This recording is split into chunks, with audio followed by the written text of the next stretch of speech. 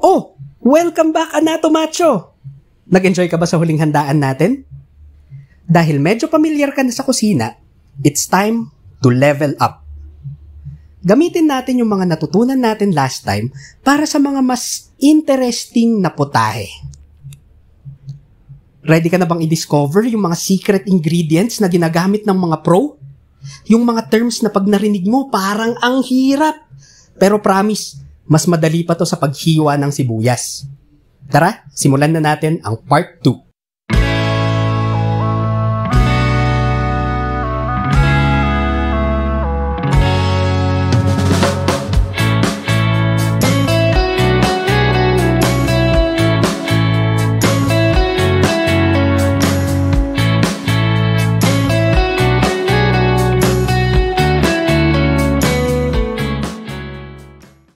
Welcome back sa ating channel. Dito sa part 2 ng ating Anatomy Term Series, pag-uusapan natin yung mga salita na nagdi-describe sa mga nakakalitong movements at komplikadong relationships.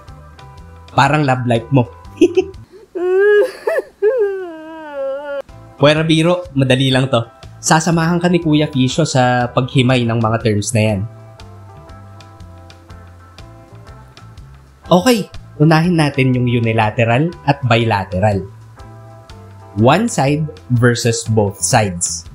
Ang analogy natin, yung pinaka-relatable na bagay sa mundo.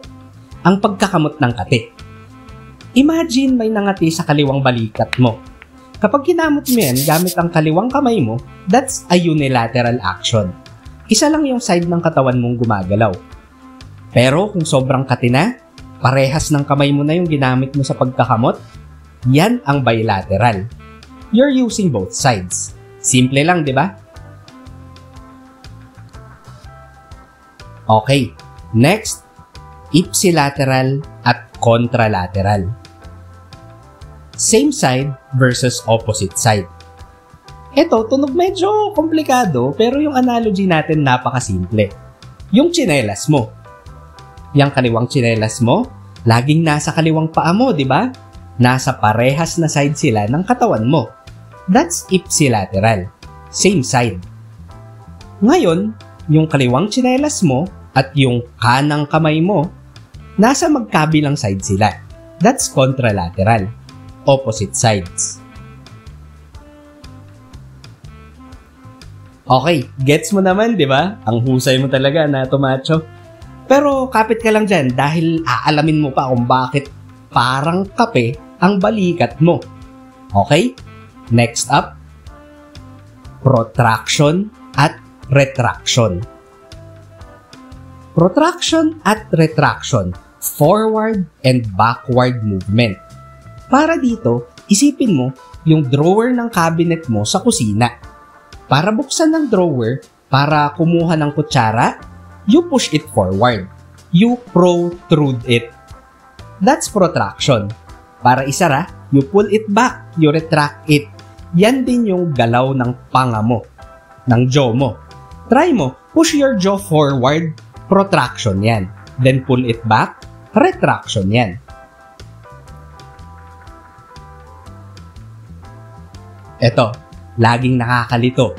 Dorsiflexion at plantar flexion. Ito yung galaw ng paa mo. Ang analogy natin, pag-apak sa gas pedal ng kotse. Kapag tinapakan mo yung gas pedal pababa, you are planting your foot down on the pedal. That's plantar flexion. Kapag inangat mo yung paa mo galing sa pedal, yung daliri mo tumuturo pataas, yan naman ang dorsiflexion. Okay, dalawa na lang. Inversion at eversion. Ito yung galaw ng talampakan or sole ng paa mo. Analogy natin, nasubukan mo na ba yung naglalakad ka sa labas tapos bigla kang may natapakang ginto? Yung malagkit. Kadiri, di ba?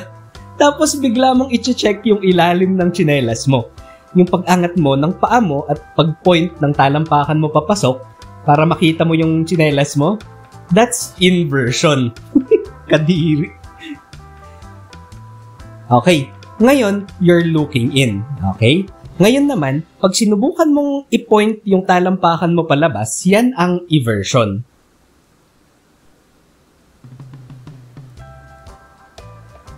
Okay, and last, yung grand finale, circumduction. Ito yung special move na combination ng flexion, extension, abduction, at adduction. Ang pinaka-perfect na analogy dito, yung paghahalo ng kape mo o ng Milo.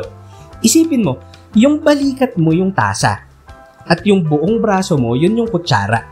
Kapag naghalo ka in a big circular motion para matunaw yung asukal, yan ang circumduction. You're moving your arm in a cone shape. Okay? Ayan, nakapagtimpla ka na ng kape, master chef ka na. O, ayan na. Ang dami nating bagong natutunang secret ingredients. From simple chinelas to complex coffee stirring motion. Kita mo, kahit gaano ka-komplikado pakinggan yung mga terms, laging may simple at relatable na anatomy para maintindihan yan. So yan muna for part 2 ng ating series, Anatomacho. Sana nasarapan ka sa pag-aaral ng anatomy. Kung nakatulong to sa'yo, alam mo na ang gagawin. I-like mo tong video at mag-subscribe ka para sa part 3. Ang tanong ko lang sa'yo, alin sa advanced terms na to ang paborito mo na ngayon?